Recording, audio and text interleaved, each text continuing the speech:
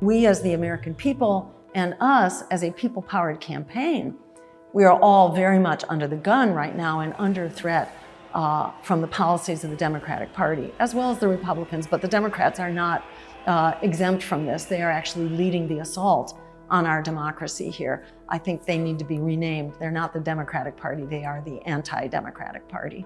The Democrats proudly announced back in March that they have hired an army of lawyers basically to try to nitpick their opposition and throw us off the ballot. And that's what's going on now. They are taking us to court. They are requiring us to basically spend down our resources so that we cannot stay in the game. They are trying to keep us off the ballot. We are already on the ballot for a majority of voters, but they're trying to prevent us from being there for every voter. Every voter should know what's going on. Every voter should be educated that this war, specifically in Palestine, but the larger war machine itself, is absolutely illegitimate, corrupt, unnecessary, and extremely destructive. We could be using those resources for things that we urgently need here at home, and the American people really get this. The Christian right, the Christian Zionists are, certainly playing a role here, and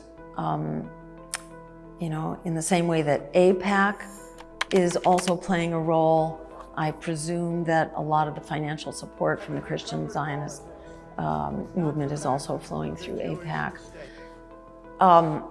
It's not a quick, simple fix, but I think, again, these are small numbers relative to the 68% of Americans who are absolutely horrified and outraged at this genocidal war and the squandering of our resources here at home on this horrific war. The solution to pushing back against this superpowered minority by standing up and refusing to be silenced and by asserting our political power in this election. There are going to be 3 pro-genocide, pro-war candidates on the ballot: Trump, Biden, and RFK.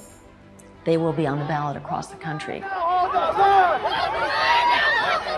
The Israeli occupation forces, in fact, who've been very involved in training local police forces, both in this country and around the world. And there's been such a clampdown against democracy, such a shutdown of democracy locally there. And it is, in fact, the Israeli Defense Forces, or I should say, Israeli occupation forces, which are the leading edge of this retraining, this militarization of our police forces here in this country, which are using horrific, aggressive, and very violent tactics against completely peaceful demonstrators who are standing up for what? Standing up for our right to free speech, our right to discuss this extremely unpopular war, which is costing the American people big time. Of course we have a right to debate and discuss this, but they are using incredible violence against us in order to shut down this discussion.